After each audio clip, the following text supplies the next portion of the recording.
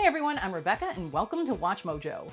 Whether they're known for their kindness, their beauty, their bravery, or all three, Disney princesses are characters we can all look up to. From Snow White and Cinderella, to Ariel and Jasmine, to Rapunzel and Moana, these heroines all have a lesson to impart, and those lessons have definitely evolved over the decades. To get a better idea of how they've changed, let's take a look at MsMojo's view of the evolution of Disney princesses.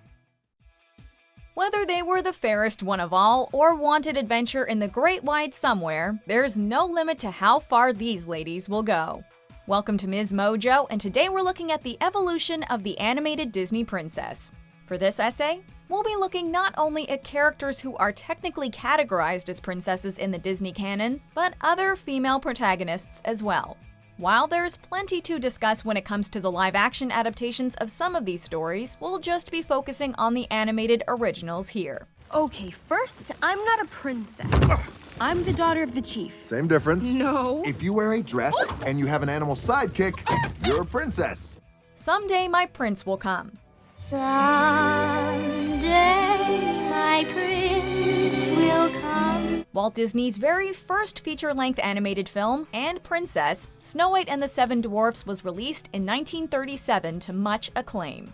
Though groundbreaking from a technical perspective, and featuring a central female character, the story more or less unfolds around the titular Snow White.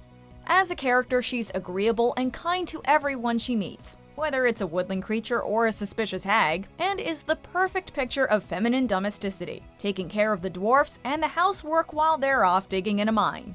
She doesn't take action of her own accord though, acting as a passive participant, wishing for her true love to find her and have her happily ever after. I'm wishing for the one I love to find me. While this all seems incredibly dated now, it was perfectly in line with gender norms in the 30s. Though Cinderella and Sleeping Beauty were released more than a decade after Snow White, in 1950 and 1959 respectively, the character traits of an ideal woman were still prevalent.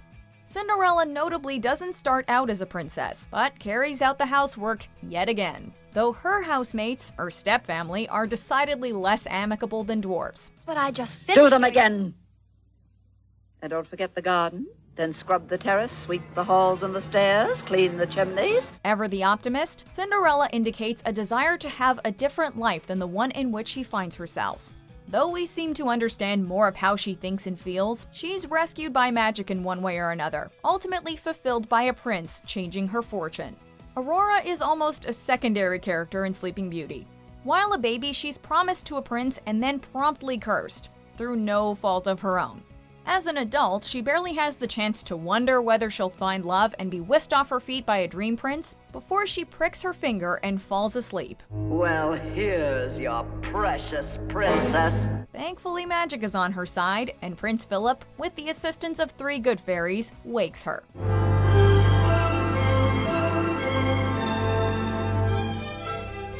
We think of these 3 as the classic Disney princesses, and you may not have noticed that after Sleeping Beauty was released, Disney took a sharp turn in terms of types of feature films they made. Sleeping Beauty was a box office failure, prompting the studio to focus on movies about animals rather than princesses. Not a prize to be won. 3 decades later, we got our next official Disney princess when The Little Mermaid was released in 1989. Other Disney ladies in 30 years had some noble pedigrees, such as Maid Marian and Princess Elanwi, but Disney's difficult period of uncertainty was about to usher in what's called the Renaissance. What does a girl know about swords anyway? Girl? Girl? If it weren't for this girl, you would still be in the Horned King's dungeon. Unlike the princesses of the Golden and Silver Ages, Ariel had clear motivations that had nothing to do with a man. She desperately wanted to experience life on land and felt confined by her existence under the sea. She rebelled against her family and was extremely assertive, exuding a certain confidence, if not some recklessness in her own decisions. The Little Mermaid marked the beginning of another trifecta, the Alan Menken-Howard Ashman collaborations. With a background in musical theater, Ashman brought the concept of the I Want song to the forefront, which replaced the I Wish song. I want to be where the people are. I want to see Wanna see 'em dancing. Ultimately, though, Ariel spends a chunk of the film without a voice. But they dote and swoon and fawn on a lady who's withdrawn. It's she who holds her tongue who gets a man. Come on, you poor unfortunate soul! Her efforts end up becoming centered on a man, though she maintains a level of agency. She was willing to risk her entire life and abandon her family in order to be with Prince Eric. Though he's handsome and likewise resistant to accepting others' plans for him, Ariel's motivations seem misguided. Just like the women who came before her, her romance goes from meeting to marriage in a matter of days. Ariel walked so Belle could run.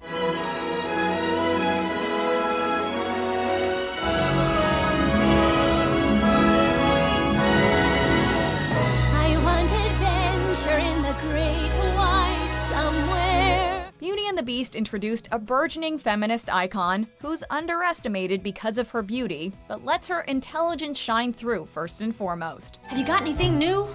Not since yesterday. That's all right.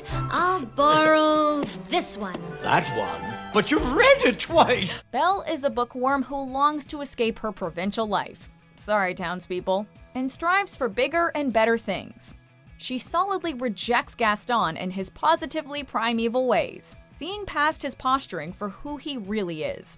She's the one to do the rescuing, sacrificing her freedom to save her father from the Beast's imprisonment. The problem is, though, that Belle's relationship with the Beast has lots of red flags. He essentially kidnaps her and holds her hostage initially, and many have described her falling for him as a classic case of Stockholm Syndrome. However, that does discount Belle's choice in the matter, as well as the fact that she repeatedly stands up to the Beast, showing him how to be better and worthy of someone's love. Well, you shouldn't have been in the West Wing! Well, you should learn to control your temper. In 1992's Aladdin, we met another princess who wasn't happy with her lot in life, refusing the arranged marriage that's being set up for her. Please try to understand. I've never done a thing on my own. Jasmine, like Ariel and even Belle, had a feisty personality. One thing that ties Jasmine and Ariel together is that they show characteristics of classic teenage rebellion, acting out against the lives others, i.e. men, want for them. Standing around deciding my future? I am not a prize to be won. Ultimately, though, the completion of the story is a happily ever after, or at least on the way to one. Magic carpet and all. Additionally, while many credit Jasmine with being the first princess of color, there are a lot of racial issues in Aladdin that somewhat discredit the film from actually being progressive, such as a lighter skin tone for more beautiful and good characters. But as audiences would see in the coming years, Jasmine marked a shift towards princesses who didn't all look the same. A whole new world, that's where we'll be.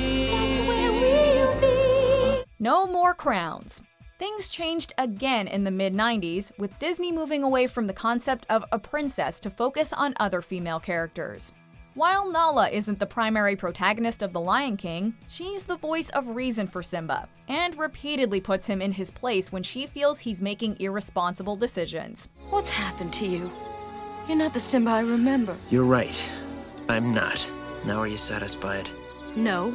Just disappointed. In rapid succession, we met Pocahontas in 1995.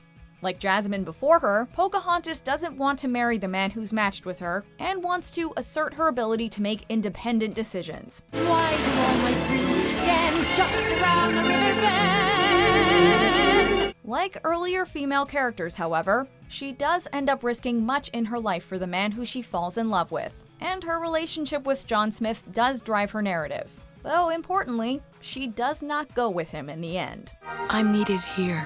While theoretically creating a Native American protagonist was progressive, the execution featured many racist stereotypes of Native cultures, and was seen by some to encourage racism rather than condemn it. One only has to look at the true story of Pocahontas to realize that this was history with a Disney twist. They're not like you and me, which means they must be evil. We must stop the drums of war. They're savages, savages, dirty shrieking devils. The latter half of the 90s brought us Esmeralda, a female character taking charge of her sexuality, who did a lot of the rescuing, and who ultimately makes a choice who she wants to be with. Hercules' Megara started out almost as a villain, assisting Hades in duping our central hero, but redeeming herself throughout. I'm a damsel. I'm in distress. I can handle this. Have a nice day. Those ladies were soon to be joined by a woman who'd bring honor to us all. It looks like you're out of ideas. Not quite. Mulan is another character who's lauded as a positive feminist portrayal. At its core, Mulan is about a girl who wants to help her family and her country, and while she does fall in love along the way, romance is a mere subplot and isn't her primary motivation.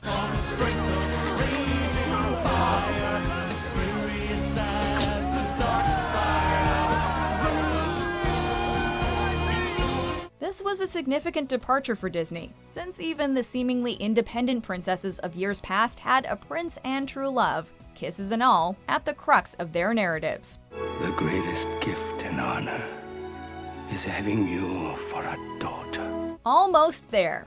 It seemed like the days of Disney princesses may have been in the past for a while.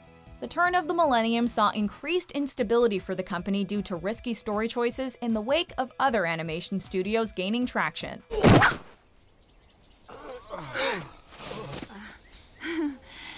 Shall we? Disney did produce some female characters reminiscent of protagonists past, such as Jane Porter, Princess Kida, and even Giselle, almost a personified statement that Disney knew their older princesses were antiquated. You're gonna marry somebody after a day because you fell in love with them? Yes. Yes. In 2009, the House of Mouse returned to their tried-and-true formula of adapting classic fairy tales into animated films. The Princess and the Frog centered on Tiana, the first African-American Disney princess, which was a big step. So I work real hard each and every day. Now things for sure are going my way. Just doing what I do. Look out, boys, I'm coming through. Many were excited. But like Disney's efforts in the past to address racial diversity, many consider this effort to be a flop.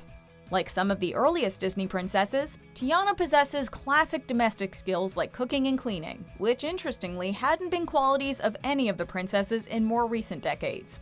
Tiana did, however, challenge Disney's signature wishing upon a star head-on, showing the value of hard work, yet also learning the importance of balance, a message audiences could relate to. My dream wouldn't be complete without you in it. I love you, Naveen. In another adaptation of a well-worn tale, 2010 brought us Tangled, which told the familiar story of Rapunzel, who is the epitome of a damsel in distress.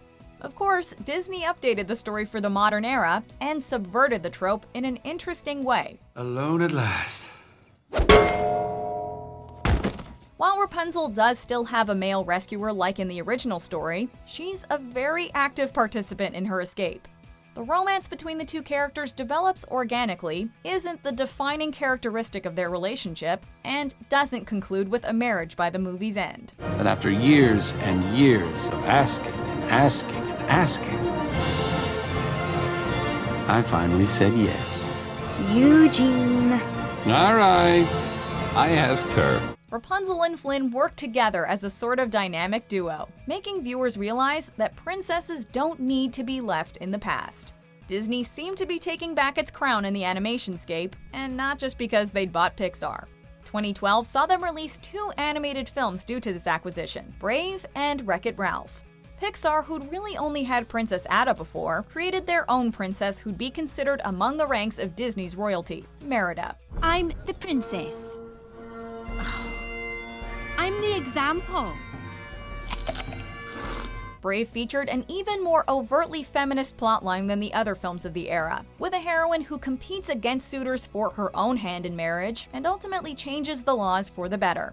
Follow our hearts and find love in our own time. Wreck-It Ralph saw little Vanellope, who spent most of the film unaware she was a princess, make a friend and accept her uniqueness along the way. This isn't me. This is me. Look, the code may say I'm a princess, but I know who I really am, Ralph. I'm a racer with the greatest superpower ever. Progressive future. While Disney's storylines had already been becoming increasingly progressive for decades, things really changed with Frozen in 2013. No right, no wrong, no rules for me. I'm free.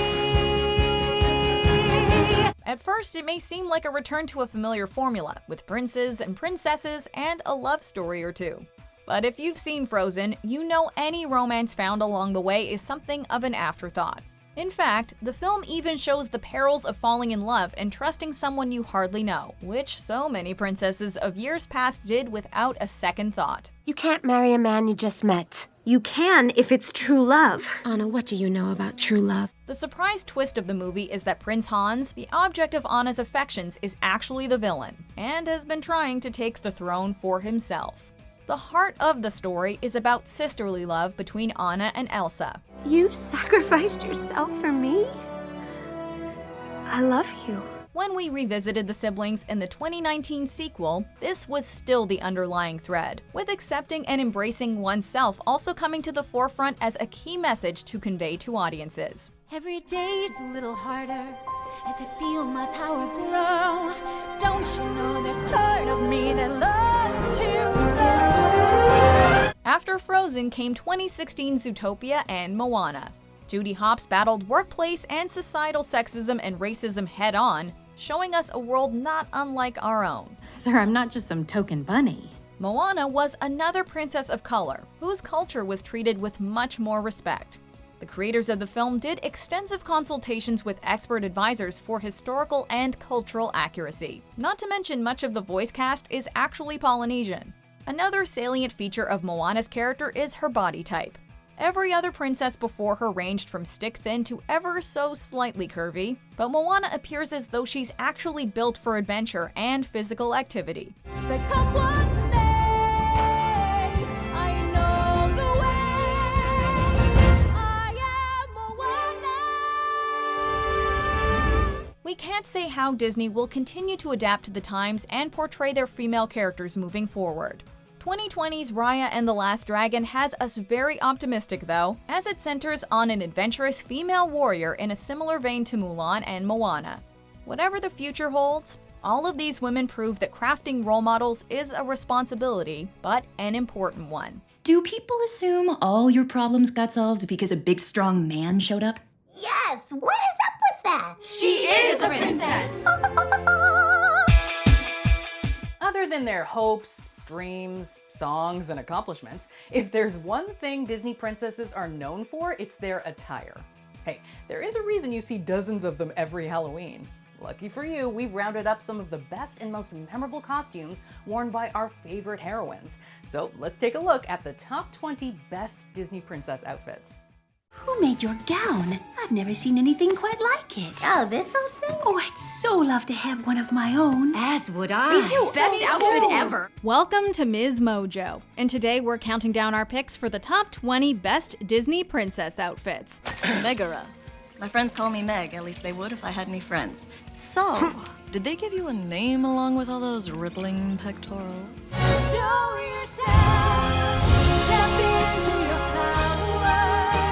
Grow yourself into something new. For this list, we're looking at the most memorable looks sported by Disney princesses. Which one do you wish you could wear? Number 20, Princess PJs. Ralph Breaks the Internet. So this is love. All hail Princess Vanellope, the queen of comfy. In 2018's sequel to Wreck-It Ralph, Ralph Breaks the Internet, we get to see the iconic Disney princesses in a whole new light. In this scene, Vanellope meets the princesses and they're jealous of her casual and comfy outfit. Who made your gown? I've never seen anything quite like it. Oh, this old thing? Oh, I'd so love to have one of my own. As would I. Me too. Best outfit ever. Oh, I want one too, you guys. I'll get my mice on this. Cinderella sets her mice to work making new outfits for all the other princesses, and in the next scene we see them all hanging out in modern loungewear, which is quite the contrast from their usual ball gowns. Considering we're used to seeing the princesses dressed up all the time, seeing them dressed down is a pleasant surprise. I once had a dream that I might wear a shirt. Whoa, wait, what's going on? She's singing? Number 19, Belle's winter outfit. Beauty and the Beast. There's something sweet and almost kind, but he was mean and he was coarse and unrefined. Belle wears a couple of memorable outfits throughout Beauty and the Beast, which we'll get to later. But there's one that's quite underrated because of how briefly it appears in the film. During the song Something There, in which Belle and the Beast both admit their growing feelings for one another, we see the Beast's castle during wintertime in a montage. But then she's never looked at me that way before. Belle wears a pink dress topped with a fur-trimmed red coat that stands out strikingly against the white backdrop of snow. The ensemble has a holiday vibe that we just love. True that he's no Prince Charming, but there's something in him that I simply didn't see. Number 18. Tinkerbell's green outfit, Peter Pan. Tinkerbell isn't an official Disney princess, but she's a mainstay in marketing for the House of Mouse and has been for decades. The sassy little fairy wears the same outfit throughout Peter Pan, which has become emblematic for her character. Her little green dress was probably quite scandalous in the early 50s when the film was released. You're charged with high treason, Tink. Are you guilty or not guilty? The material looks as though it's made from the leaves of trees, and her tiny green shoes with white pom-poms coordinate just perfectly. The green ribbon holding her hair into a tidy bun pulls the whole look together. No by northeast. 1, 2, 3. Well, get on with... Continue, my dear. Number 17. Ariel's sparkly dress, The Little Mermaid. Then I guess there's just one problem left. And what's that, Your Majesty? How much I'm going to miss her. When you think of Ariel, you probably imagine her in her natural state, with her fins and classic seashell bra, but that barely constitutes an outfit considering it is just 2 shells. The look we all lusted after was the scintillating dress that we see her wear only briefly at the end of the film, when she emerges from the water to reunite with Prince Eric.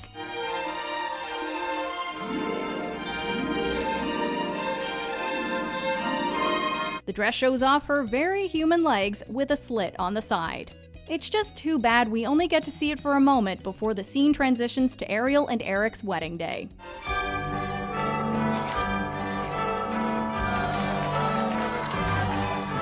Number 16. Belle's provincial outfit, Beauty and the Beast. Little town, it's a quiet village. Every day, like the one before. When we first meet Belle, she's just a regular provincial girl living in a provincial town and dreaming of bigger things. We see her walk through her French village lamenting the fact that everything is always the same. Every morning just the same, since the morning that we came to this poor provincial town. Good morning, Belle. Morning, monsieur. Her outfit is a simple one, but it's iconic. She wears a blue pinafore-style dress with a white blouse underneath, as well as a white apron. It's clearly a practical look suited for chores more than big adventures. Despite that, it still manages to be one of the most memorable and easily identifiable outfits in the Disney canon. Well, thank you. Thank you very much. Number 15. Anna's winter outfit, Frozen. For now, how about boots? Winter boots and dresses? That would be in our winter department. Oh. If our winter clothes looked as cute as Anna's, we probably wouldn't mind going out into the cold and building a snowman or two. You're welcome. At first glance, Anna's clothes look simple enough. Skirt, cloak, and boots that are very much necessary for winter. Or taking on large snow creatures. Oh, come on! See, now you made him mad. However, it's the fun, bright colors and the small details that make this outfit a favorite of ours. Elsa may be the more sophisticated sister, but with the elegant designs in the skirt, the details in the black top and pink cloak, Anna has her own sense of grace and style. I never knew winter could be so beautiful. Number 14. Megara's lavender dress, Hercules. Aren't you a damsel in distress? I'm a damsel. I'm in distress. I can handle this. Have a nice day. By the late 90s, it became clear that Disney didn't want to keep offering up stereotypical damsels in distress in its animated movies. Megara from Hercules was a whole new kind of heroine. Sure, she was the love interest rather than the protagonist, but her sass and self-sufficiency were empowering to viewers. And by the way, sweet cheeks, I'm real too. Her outfit suits her perfectly, with the form-fitting column-style gown hugging her curves much more than the classic princess ball gown would. She's a much more sultry character than some of the Disney ladies we met before her, and her fashion sense represents that. Maybe I haven't been throwing the right curves at him, Meg, my sweet. Don't even go there. Number 13, Pocahontas' dress, Pocahontas. Just around the river.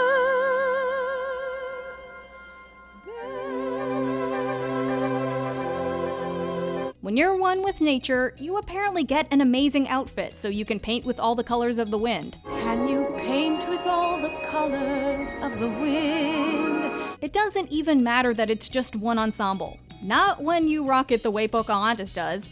Her outfit of choice consists of a one-shoulder tan dress with a bright blue necklace. Your mother wore this for our wedding. It was her dream to see you wear it at your own. Hey, what can we say? When you're a free spirit who runs headfirst into adventure, less is more. That, and you don't need complexity when you have perfect wind-whipping hair and killer cheekbones. Besides, she tried complex once, and it did not go so well. Wait till he sees you there in your curls. John's always had such a fondness for girls with curls. Number 12, Elsa's Show Yourself outfit, Frozen 2. You look different. Did you cut your hair or something? Or something. After the massive success of the first Frozen movie, we knew there had to be a sequel. And when we finally got to see Anna and Elsa again, they had some new looks to offer up. For much of the film, we see Elsa in the icy blue gowns that she's known for, along with a new, more badass traveling outfit. But while she's singing Show Yourself, we see her transform into an all-white ensemble that both fits with her usual aesthetic and shows us something fresh and new. Show yourself, step into your power, throw yourself into something new. The dress gives her the appearance of being ensconced inside a snowflake, which is perfect for this Ice Queen. Number 11, Ariel's pink gown, The Little Mermaid. Oh, Eric, isn't she a vision? You look wonderful. Ariel is under the sea for much of The Little Mermaid, but when we see her on land, she's always wearing something fabulous. When she sits down to dine with Eric, she looks like the picture of a proper lady in a voluminous pink dress. They say that redheads can't wear rosy tones because it clashes with their hair color, but this outfit still looks great. Ariel might not be able to speak during this part of the movie, but she manages to charm everyone anyway, and her outfit is a part of that. Well, what do you say? Would you like to join me on a tour of my kingdom tomorrow? Wonderful. Number 10, Rapunzel's pink and purple outfit, Tangled. Rapunzel, look in that mirror. You know what I see? I see a strong, confident, beautiful young lady. Rapunzel spends most of her life trapped inside a tower, but she still looks great doing it. Her everyday outfit is period appropriate and totally fetching. Rapunzel has to be a lot more mobile than many of the princesses who came before her, so her A-line ankle-length skirt makes it easier for her to move around. Who are you? And how did you find me? Aha. The pink and purple hues found in the outfit perfectly complement her coloring, and the corset top is romantic and classic. While this look might seem more simplistic than your average princess gown, we love the subtle details that can be found if you look closely. Just smell the grass, the dirt, just like I dreamed they'd be. Number 9, Mulan's matchmaker outfit, Mulan. Beads of jade for beauty. You must proudly show it. Mulan's getting ready scene is one of the most memorable in the film, as she has her face painted and hair done in an effort to make her look like a proper lady. She may be totally uncomfortable in this role, but the traditional Chinese outfit she wears is striking. The long sleeves make it difficult for her to maneuver, but the color blocking is gorgeous and really stands out among the many more classically Western outfits we're used to seeing in Disney films. Sure, she's probably desperate to get out of it, but that doesn't mean we can't appreciate it for a minute. When will my reflection show who I am inside? Number 8. Moana's everyday outfit. Moana. If you wear a dress and you have an animal sidekick, you're a princess. By the time Moana hit theaters in 2016, it was clear that we were in for a whole new kind of Disney princess. Moana is independent and an adventurer, ready to face the unknown in order to save her people. The line with the side is the sea. It calls me, and no one knows how far it goes. Her everyday outfit perfectly encapsulates her character, making it clear that she would choose function over fashion any day. Despite that though, her look is effortlessly cool, with multiple mixed patterns and textures coming together to create a dynamic outfit. And her perfect beachy waves strike envy in anyone who's tried to achieve a similar style. I know your name. They have stolen the heart from inside you. Number 7. Aurora's pink blue dress, Sleeping Beauty. Which dress is better, pink or blue? Answer, we're picking both. After all, how could we possibly choose between the two when Aurora's own fairy godmothers can't decide? Make it blue. Pink!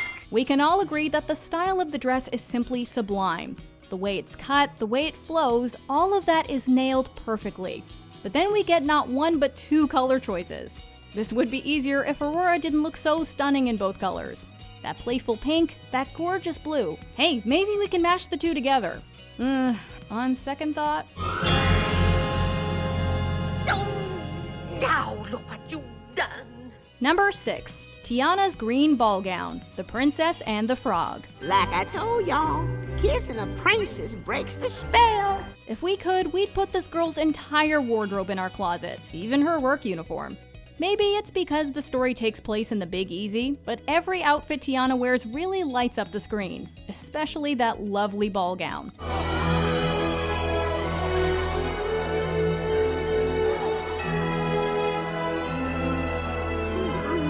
Sticking with the whole frog motif, this dress is absolutely heavenly with its layers of leaf green, matching crown, and elbow-length gloves. With just the right amount of jewelry and her hair tied up in a neat bun, this princess makes frog transformations and bayou navigation look good. Forget being almost there, Tiana has arrived.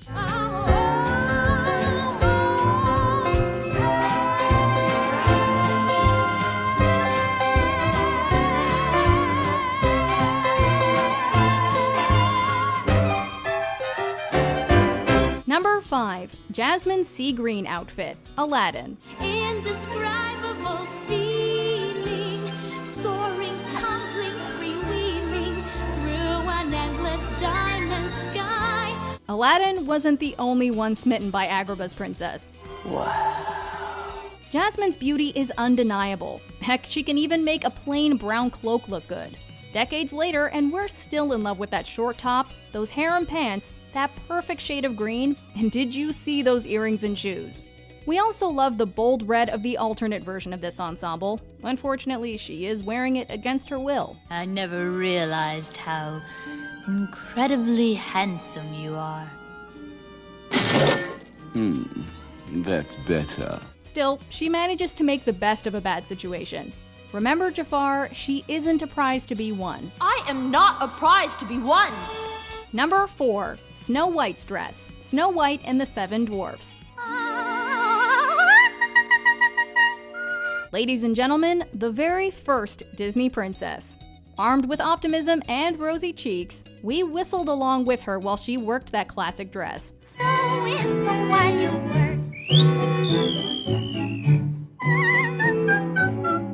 A young woman as cheerful as Snow was born to wear bright colors, and bright is exactly what we got, complete with some clever red accents to go with the bow in her hair.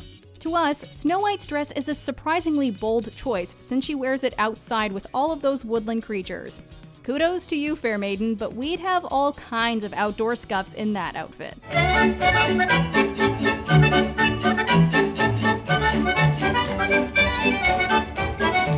Number 3. Elsa's Ice Queen dress, Frozen. Let it go, let it go.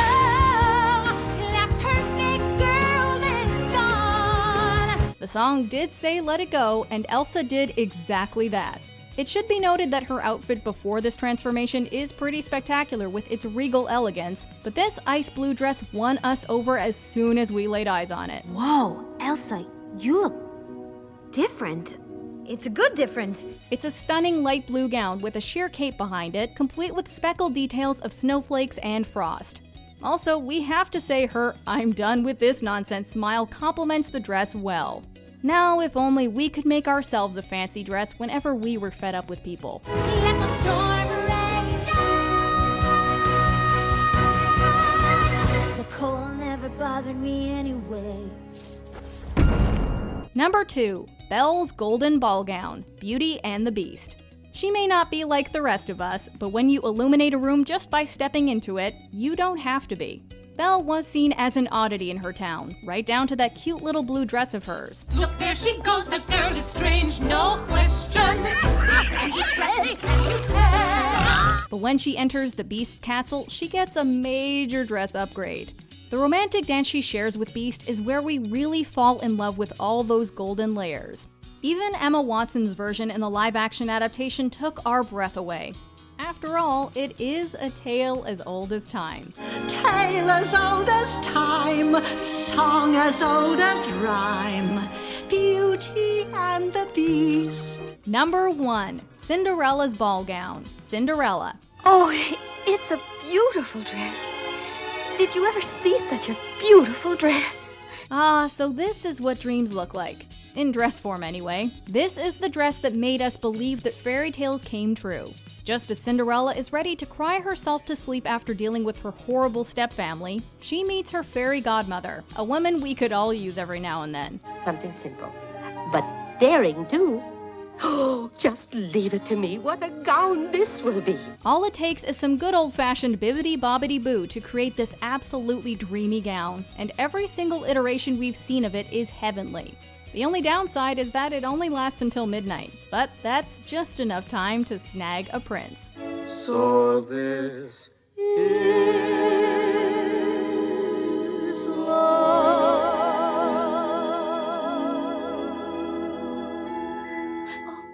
Oh my goodness, What's the matter? it's midnight. Have you ever dressed as a Disney princess for Halloween? I've dressed as Minnie Mouse. Do you think that counts? I have no idea. Anyway, you might not think so at first, what with them being royalty and all, but Disney princesses can be pretty relatable when you really think about it. Don't believe me? Let's take a look at MsMojo's top 10 most relatable Disney princess moments to see what you think. Because the truth is, gift or no gift, I am just as special as the rest of my family. Who wants more pink? All right, guys, where do I drop the wagon? Welcome to MsMojo, and today we're counting down our picks for the top 10 most relatable Disney princess moments. Ancestors, hear my plea. Help me not to make a fool of me, and to not uproot my family tree. For this list, we'll be looking at the times our favorite princesses felt the most down to earth. Watch out for spoilers. Number 10. First Love, The Little Mermaid. We all know how those first teenage crushes usually go. Ariel's insistence on romance might not be the most interesting thing about her, but it certainly is one of the most relatable. Stay all day in the sun, just you and me, and I could be part of your world. Ariel is only 16, and so she feels her feelings deeply. When she first sets her sights on Dreamboat Prince Eric, she falls hard. Daddy, I love him! No. Have you lost your senses completely? He's a human. You're a mermaid. I don't care. Of course, her father disapproves, leading to an intense spat. Ariel and Triton's dispute over whether Eric is an appropriate suitor for the Little Mermaid is intensely familiar to many of us, for better or for worse. Teenagers, they think they know everything. You give them an inch, they swim all over you. Number 9. The Desire for Independence, Aladdin. A lot of Disney princesses are laser-focused on finding love. Princess Jasmine, however, is a bit different to many of her peers. Please try to understand. I've never done a thing on my own. I've never had any real friends. Except you, Raja. When we first meet Jasmine, she's spurning suitors and pleading with her father not to force her into getting married. While this pressure to wed may or may not be relatable, depending on your circumstances, Jasmine's general desire for independence is extremely familiar for everyone. That's better than here. You're always scraping for food and ducking the guards. You're not free to make your own choices. Sometimes you feel so... You're just... trapped. Being a teenager is a time for figuring things out, not settling down.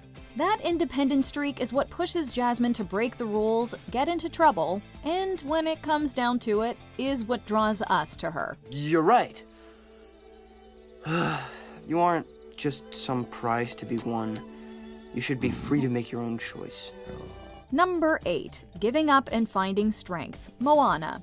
Most of us have never had to undertake a journey quite as complex and challenging as Moana's in the 2016 film. I'm not killing myself so you could prove you're something you're not. Restore the heart of Te Fiti.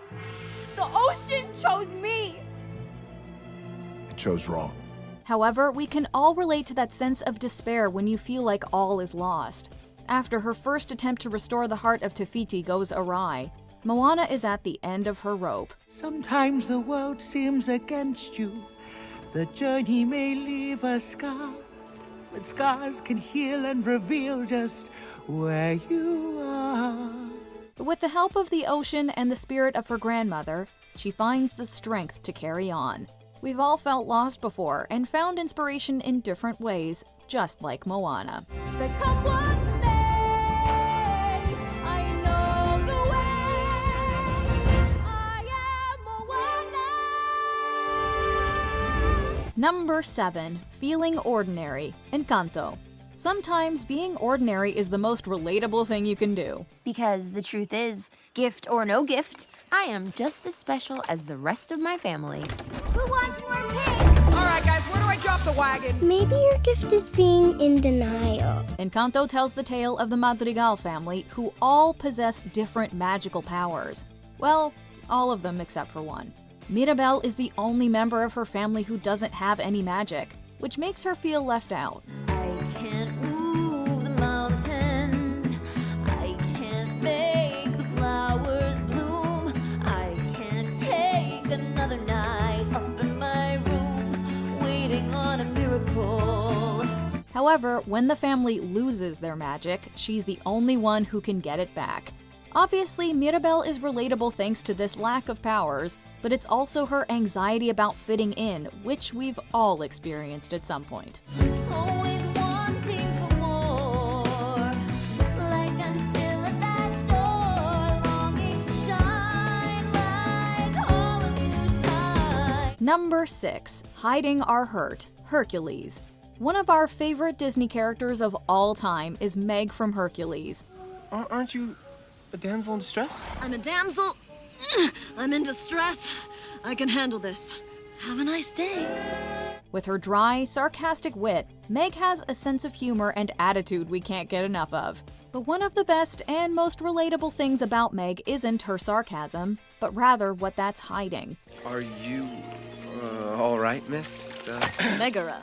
My friends call me Meg, at least they would if I had any friends. So, did they give you a name along with all those rippling pectorals? Meg has been hurt in her past, and she uses her humor as a defense mechanism.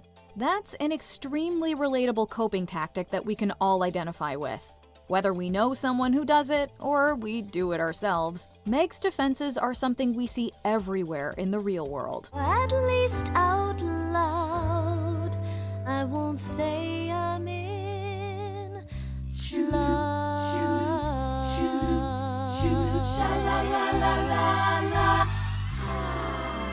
Number 5. Embarrassing blunders. Mulan.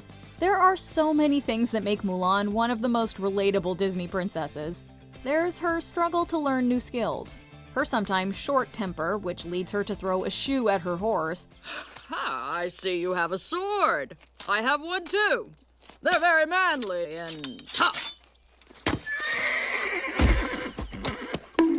I'm working on it. And of course, there's her struggle to fit in with a group she's very different from. But arguably, the most relatable scene is at the matchmaker's house. Fa Mulan. Present. Speaking without permission? Oops. Who'd spit in her bean curd? Mulan doesn't really want to find a husband, but she goes to the matchmaker to make her family happy. Her blunders throughout the experience are both hilarious and also embarrassingly relatable. Could I just take that back for a moment? Why, you clumsy! Number 4. Existential Crisis, Tangled. Who among us hasn't had a mood swing or two? Who among us hasn't obsessively worried about what another person thinks about our decisions? I can't believe I did this! I can't believe I did this. I can't believe I did this!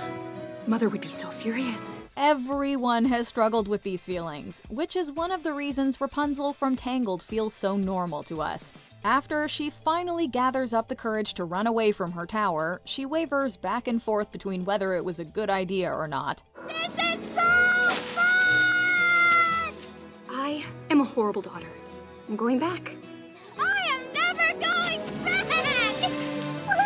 I am a despicable human being. Will her mother care? Is she going to be safe? Will she be welcomed back with open arms? All of these questions and more torture her endlessly, making for a very funny montage. You know, I can't help but notice you seem a little at war with yourself here. Number 3. A Love of Literature, Beauty and the Beast. Belle from Beauty and the Beast has a lot of relatable qualities. She's curious, for example, and longs for adventure. I'll borrow this one. That one? But you've read it twice! Well, it's my favorite. Borrow places, daring sword fights, magic spells, a prince in disguise. And yet, the most relatable thing about her might just be how much she loves a good book. When Beast gives Belle the library, her face completely lights up, and you can tell she never wants to leave that room. I've never seen so many books in all my life.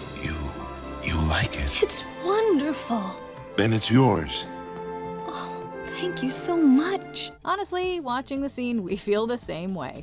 Books can be better than even the best of friends, and certainly better than Beasts. For never was a story of more woe than this of Juliet and her Romeo. Could you read it again? Well, here, why don't you read it to me? Number 2. Picture Imperfect, Frozen. Disney princesses tend to be picture perfect basically all the time. Unless, of course, you're Anna. Princess Anna? Huh? Princess Anna? Yeah? Oh, sorry to wake you, ma'am. No, you didn't. I've been up for hours. One of the first moments we share with Anna in the movie Frozen occurs as she wakes up in the morning. Does she look immaculate? Absolutely not. Her hair is a mess, she's snoring, and she's got a cute little line of drool spilling out of her mouth. Time to get ready. Of course. Ready for what? Your sister's coronation, ma'am? My sister's coronation. Seeing a literal princess look like this reminds us that even royals can be a little messy sometimes. We love Anna's relatability so much, and this is one of our favorite examples of it. Hi. Again. Oh, boy. This is awkward. Not you're awkward, but just because I'm awkward. You're gorgeous. Wait, what? Number 1. Career Struggles and Ambitions, The Princess and the Frog. Most Disney princesses live in faraway fairy tale lands. And unless they're Cinderella, they're usually not working a lot. I'm gonna work a double shift to that heat hotcakes. You know, so you can save for your restaurant. I know. Girl, all you ever do is work. Order up! That all changed with 2009's The Princess and the Frog. This story is set in New Orleans, a place that looks a little more familiar to a modern-day audience. It also doesn't follow a fluttery princess without responsibilities. Diner waitress Tiana is struggling to make ends meet and dreams of opening up her own restaurant. A fella came in, offered the full amount in cash. Less you can top his offer by Wednesday. You can kiss that place goodbye. You know how long it took me to save that money? But for now, she's gotta keep grinding. Giving a princess an ordinary job and career aspirations is one of the most relatable things Disney has ever done. Tomorrow, with your help, our dream is finally coming true. Tomorrow? If I don't deliver that money first thing tomorrow, I lose this place forever. Is it just me, or are the Disney princesses' dreams and goals getting more realistic and relatable? I mean, tell me one relatable thing about Sleeping Beauty. Although, to be fair, I do want to sleep a lot. So, who's your favorite Disney princess and why? And as always, thank you for joining me on this magical journey through the MsMojo archives.